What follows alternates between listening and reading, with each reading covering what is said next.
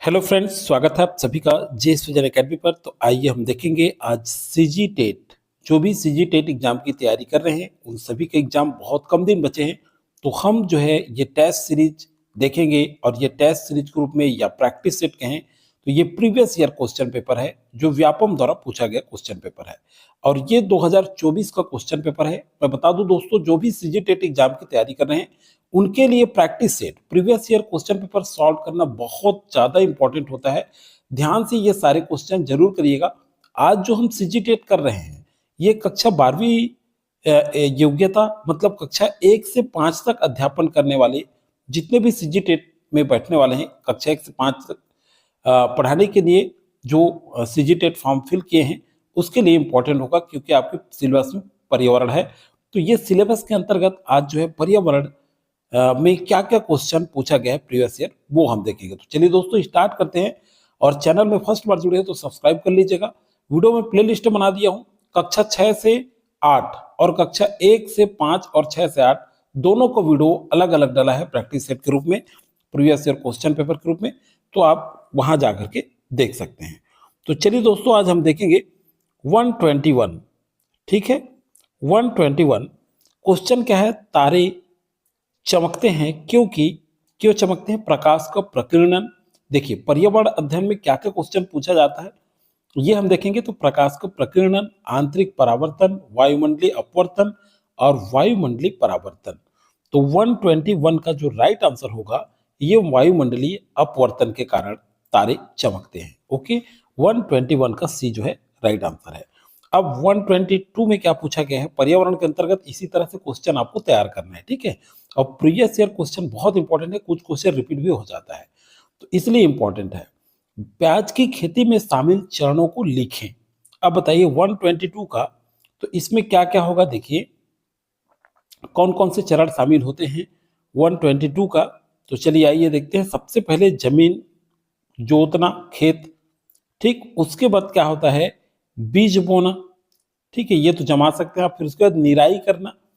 क्या करना? निराई करना। फिर उसके बाद प्याज काटना। फिर प्याज के पौधों से सूखी पत्तियां हटाना। तो इस तरह से ADCEB, मतलब ये ए में नहीं है, बी में ऑप्शन आपको देखने को मिलेगा।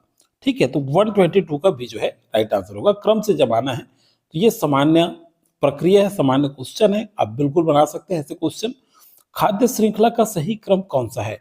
123 का। तो देखिए सूर्य, घास, हिरन, शेर। ठीक है, सूर्य के प्रकाश से घास उगता है, या सूर्य हिरन ये तो नहीं होगा, सूर्य हिरन ये भी नहीं होगा, सूर्य शेर ये बिल्कुल नहीं होगा। स्पष्ट है सूर्य के प्रकाश से जब घास बड़ा होगा, ठीक है, जब घास बड़ा होगा उसके बाद घास को हिरन खाएगा, हिरन को शेर। तो इस तरह से मतलब ए जो है ऑप्शन यहाँ पे राइट आंसर होगा। तो ये देखिए सिंपल क्वेश्चन पूछा जाता है, इस तरह से क्वेश्चन आप स्वयं भी बना सकते हैं। यहाँ देखिए पर्यावरण शिक्षा का मूल लक्ष्य का, ये बहुत इंपॉर्टेंट है, अच्छे से देखिएगा इसको 124 का। तो देखिए ये क्या क्या है? सबसे पहले आसपास के बदलावों के अनुकूलन ढलना। ठीक है, 124 का। तो अब देखिए देखते हैं, अगला है पर्यावरणीय जोखिम से निपटने में सहायता करना, ये भी नहीं होगा। अगला है लोगों के नए विषयों पर गंभीरता से सोचने के लिए प्रोत्साहित करें, बिल्कुल सही। उसके बाद है पर्यावरण संबंधी मुद्दों के बारे में सार्वजनिक समझ और जागरूकता बढ़ाना। तो CD और पर्यावरणीय मुद्दों से निपटने के लिए समस्याओं को सुलझाने और निर्णय लेने की अपनी क्षमता को मजबूत करना। तो CD और ए ऑप्शन में नहीं है, बी स्पष्ट दिख रहा है। तो CD और ये ई जो है ये तीनों जो है क्या होगा? राइट आंसर हो जाएगा इसका। अगला चलिए देखते हैं, दिशा निर्देश दिए गए हैं, कथन ए और कारण। तो सीधा कथन पढ़िए।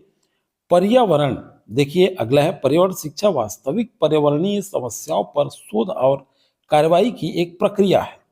ठीक है, कारण बताया जा रहा है बच्चों को समानता, पर्यावरण तथा कई अन्य विषयों के बारे में पढ़ाया जाता है, लेकिन उन्हें इन समस्याओं से निपटने के लिए आवश्यक ज्ञान दृष्टिकोण हासिल नहीं होता। ठीक है, तो ये कौन सा क्वेश्चन है? 125। अब बताइए इसका सही आंसर क्या होगा? तो देखिए सबसे पहले कथन ए जो दिया है, पर्यावरणीय शिक्षा वास्तविक पर्यावरणीय समस्याओं पर शोध एवं कार्यवाही की एक प्रक्रिया है, कार्रवाई की। तो राइट आंसर हो जाएगा यहाँ पे कथन ए सत्य है, किंतु आर वाला जो दिया है आपका कारण ये असत्य है। ठीक है, तो सी जो है राइट आंसर होगा। ओके, 125 का 126 में देखते हैं, पृथ्वी पर दिन और रात का चक्र किस कारण से होता है? बताइए, पृथ्वी का घूर्णन और परिक्रमण दोनों के कारण नहीं, पृथ्वी का घूर्णन, तो बिल्कुल पृथ्वी का घूर्णन के कारण होता है। 126 का बी जो है राइट आंसर होगा। अगला क्वेश्चन देखते हैं 127, निम्नलिखित सूची को मिलान कीजिए। ठीक है, तो देखिए एक तरफ सूची फर्स्ट है और दूसरी तरफ सूची सेकंड है, तो इसको मिलान करना है। ए, प्री ऑपरेशनल चरण। ठीक है, तो ये क्या हो जाएगा जी, ये बच्चा शब्दावली सीखना शुरू कर देता है, प्री। ठीक है, ए का क्या हो जाएगा, थर्ड। फिर उसके बाद देखिए बी, सेंसर, देखिए सेंसरी मोटर चरण, तो ये क्या हो जाएगा आपका, पर्यावरण में वस्तु का हेर फेर। ठीक है, ठोस परिचालन चरण सी। ठीक, तो सी का क्या हो जाएगा आपका 4। सी का क्या हो जाएगा, बच्चा जोड़ना घटाना सीखता है, ठोस परिचालन चरण। और अंतिम में आपका बच जाता है डी। ठीक है, तो बच्चा क्या है आपका 2 बचा है, तो डी के क्या हो जाएगा जी, ये देखिए औपचारिक परिचालन चरण, मतलब बच्चा तार्किक रूप से सोचना शुरू कर देता है। तो इस तरह से आप मिलान करेंगे तो आंसर आपको मिल जाएगा। ठीक है, तो इसका जो आंसर आना चाहिए ये बी आएगा। ए का 3, बी का 1, सी का 4 और डी का 2, तो 127 का बी। चलिए 128 नंबर क्वेश्चन, वायुमंडल का तापमान बनाए रखने के लिए कौन सी गैस आवश्यक है? अब देखिए 128, कौन सी गैस आवश्यक है जी, नाइट्रोजन, ऑक्सीजन, कार्बन डाइऑक्साइड और ऑर्गन। तो कार्बन डाइऑक्साइड जो गैस है ये वायुमंडलीय तापमान को बनाए रखने के लिए आवश्यक है, तो 128 का सी। 129 में चलते हैं, ऑनलाइन कक्षाओं के दौरान एक ईवीएस, यहाँ इंग्लिश में देख लीजिएगा, ईवीएस शिक्षक दृष्टिबाधित छात्रों को कैसे पढ़ाएगा? 129 कैसे पढ़ाएगा, चलिए देखते हैं। ध्वनि संदेशों का उपयोग करके, बिल्कुल सही। मौखिक प्रस्तुतियों का उपयोग करके, ये भी सही है। साथियों द्वारा स्पष्टीकरण, ये भी सही है। ठोस अनुभव का उपयोग करके, बिल्कुल ए, बी, सी और डी, ये चारों माध्यम से वो पढ़ा सकते हैं। ठीक है, दृष्टिबाधित छात्रों को। तो 129 का जो आंसर है ये क्या हो जाएगा, डी। आइए देखते हैं 130 का, ईवीएस में शिक्षण और सीखने की रचनावादी पद्धति के बारे में निम्नलिखित में से कौन सा कथन सत्य है? तो देखिए क्या बोल रहा है, सीखने की रचनावादी पद्धति के बारे में कौन सा कथन सत्य है? तो 130 का राइट आंसर देखते हैं यहाँ पे। देखिए अधिकांश समय विद्यार्थी समूहों में होते हैं जहां शिक्षण गतिशील और सहभागी होता है, बिल्कुल सही है, सत्य है।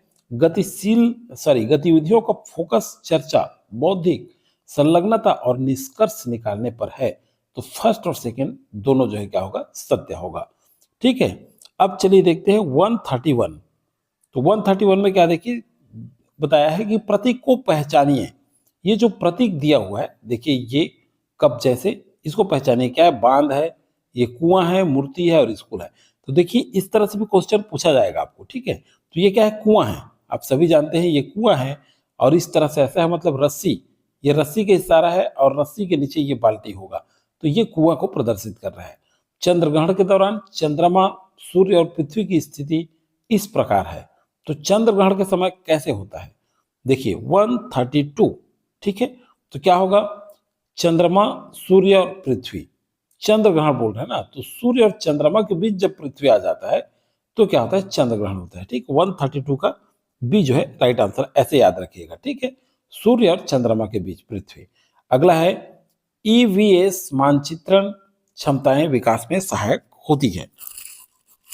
133, तो इसका राइट आंसर क्या होगा जी, गणना और पूर्वानुमान योग्यता के लिए योग्यता, रिकॉर्डिंग क्षमता और स्थानों की सापेक्ष स्थिति की समझ।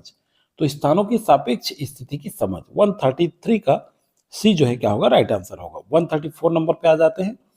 चलिए, यदि ए कीट है, बी बाज है, सी सांप है और डी मेढक है, तो कौन सा क्रम खाद्य श्रृंखला का सबसे अच्छा वर्णन करता है? तो स्पष्ट है, ए कीट है, ठीक है, फिर बाज है, फिर सांप है, फिर मेढक है। तो कीट को मेढक खाएगा, मेढक को सांप खाएगा और सांप को बाज खाएगा। तो इस तरह से आप बना सकते हैं। तो 134 नंबर क्वेश्चन का सही जो ऑप्शन होगा वो क्या होगा जी, डी होगा, ADCB। यहाँ जो कोडिंग हुआ है उसको आप देखेंगे तो अपने आप इसे बना सकते हैं। अगला है दिशा निर्देश दिया गया है। चलिए कथन है सीखने की प्रक्रिया 135 नंबर क्वेश्चन। 135 नंबर क्वेश्चन देखिए, सीखने की प्रक्रिया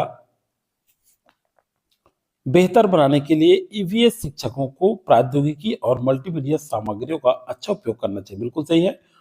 कारण है मल्टीमीडिया और प्रौद्योगिकी के माध्यम से छात्रों को रोचक और गतिशील शिक्षण अनुभव प्राप्त हो सकता है।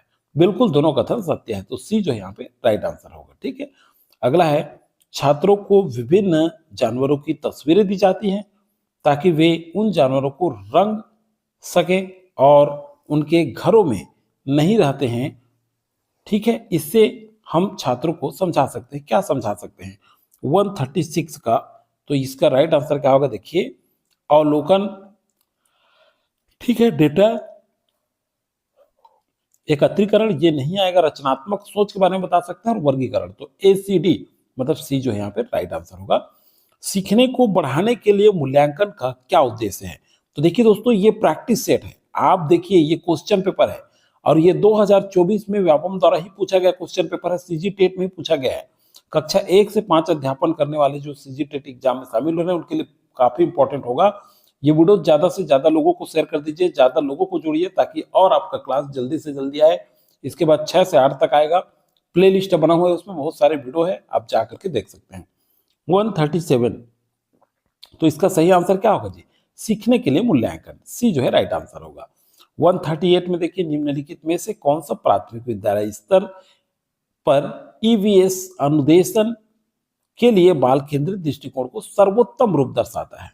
ठीक है, 138 तो कौन सा है जी बताइए। एक तो सर्वेक्षण है, ठीक है, और एक जो है चर्चा है, प्रदर्शन व्याख्यान नहीं होगा।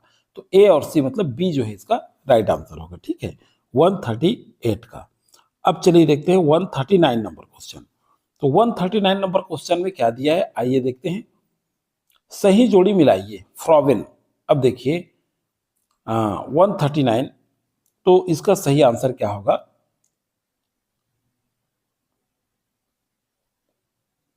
फ्रॉवेल, ए। ठीक है, तो ये क्या हो जाएगा, माताएं आदर्श अध्यापक, क्या होगा, अध्यापिकाएं। ए का टू, बी रूसो, ये जो है प्रकृतिवादी दार्शनिक है।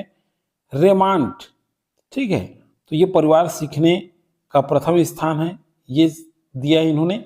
और मांटेसरी मतलब ये जो बच गया लास्ट है वो डी का 1, विद्यालय बचपन का घर। ठीक है, तो याद रखिएगा इस तरह से पूछा जाता है भाई। सी जो है राइट आंसर होगा 139 का। अब चलिए देखते हैं 139 के पश्चात 140 नंबर क्वेश्चन। अब देखिए तंबाकू के, यहां दिया तंबाकू के धूम्रपान से कौन सा अंग अधिक प्रभावित होता है, तंबाकू से। ठीक है, 140 नंबर क्वेश्चन, तो कौन सा होता है, फेफड़ा होता है। ओके, 140 का ए जो है राइट आंसर है। 141 नंबर क्वेश्चन देखते हैं। कथन और कारण दिया गया है। कथन है शारदा एक्ट 1929 में बनाया गया। कारण है सरकार ने शादी के लिए लड़की की उम्र 18 वर्ष और लड़के का 21 वर्ष निर्धारित की है। तो बिल्कुल सही है, ए और आर दोनों सत्य है, और आर कथन ए की सही व्याख्या करता है, तो ए जो है राइट आंसर होगा 141 का। 142 नंबर क्वेश्चन, चलिए आइए देखते हैं। एकल परिवार का अर्थ है, एकल परिवार 142, तो ये जो है केवल पति पत्नी नहीं, माता पिता एवं बच्चे, ये एकल परिवार में आएगा। ठीक है, तो 142 का बी जो है राइट आंसर है। चलिए 143 नंबर क्वेश्चन देखते हैं। 143 नंबर में दिया है, यदि किसी महिला के गले की ग्रंथि में बहुत अधिक वृद्धि हो गई है तो उसे किस खनिज लवण की कमी होगी? तो बताइए किसकी कमी होगी भाई? 143 नंबर क्वेश्चन, तो ये आयोडीन की कमी। ठीक है, डी।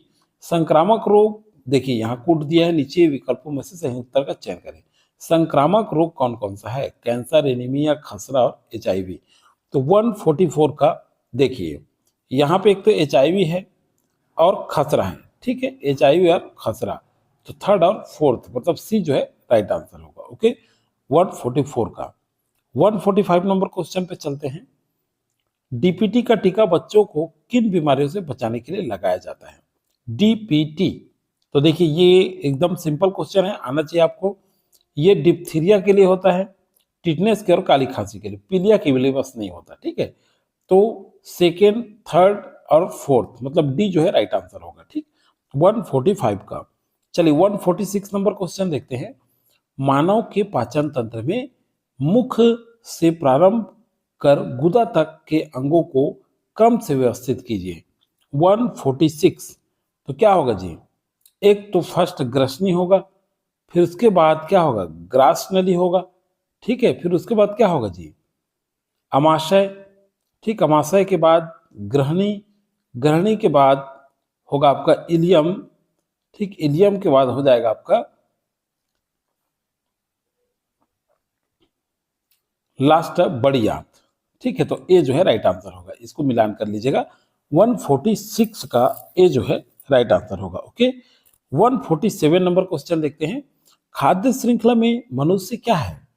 उत्पादक, उपभोक्ता, उपरोक्त दोनों और अपघटक। देखिए कितना क्वेश्चन, ये देखिए उपरोक्त दोनों अपघटक तो 147 का आएगा ही नहीं, उपभोक्ता है। ठीक है, खाद्य श्रृंखला में मनुष्य क्या है? उपभोक्ता है। सभी चीजों का मनुष्य उपभोग करता है। मरुस्थलीय पारिस्थितिक तंत्र के घटक होंगे 148 का। अब बताइए 148 का सही आंसर क्या होगा? तो देखिए गर्मी, मृदा जल, कटीली झाड़ियां और ऊंट, भेड़, बकरी, चूहे। ठीक है, तो ये बिल्कुल सही है, डी जो है राइट आंसर होगा 148 का। अब चलिए देखते हैं 149। खाद्य जाल में खालिस्तान खाद्य जाल में खाद्य श्रृंखला होती है।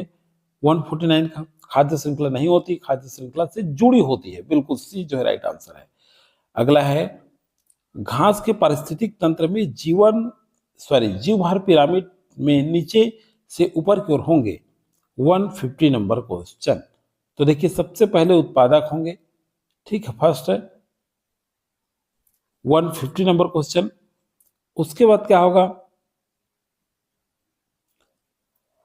प्राथमिक उपभोक्ता। उसके बाद क्या होगा? द्वितीयक उपभोक्ता, फिर तृतीयक उपभोक्ता। तो इस तरह से बी जो है राइट आंसर होगा 150 का। तो इस तरह से आज की इस क्लास में हमने पर्यावरण को कंप्लीट कर लिया है। इसके बाद दोस्तों देखिए बहुत सारे और भी क्वेश्चन हैं।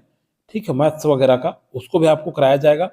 वीडियो में प्ले लिस्ट बना दिया दोस्तों मैं, सीजी टेट एग्जाम 2026 में जाकर के कक्षा 6 से 8 तक अध्यापन कराने वाले भी और 1 से 5 तक अध्यापन कराने वाले भी सॉल्व पेपर देख सकते हैं। और अभी परीक्षा के समय में केवल सॉल्व पेपर ही आपके लिए इंपॉर्टेंट होगा, अभी आपके पास ज्यादा पढ़ने का समय नहीं है। तो ये वीडियो अधिक से अधिक लोगों को शेयर जरूर करिए।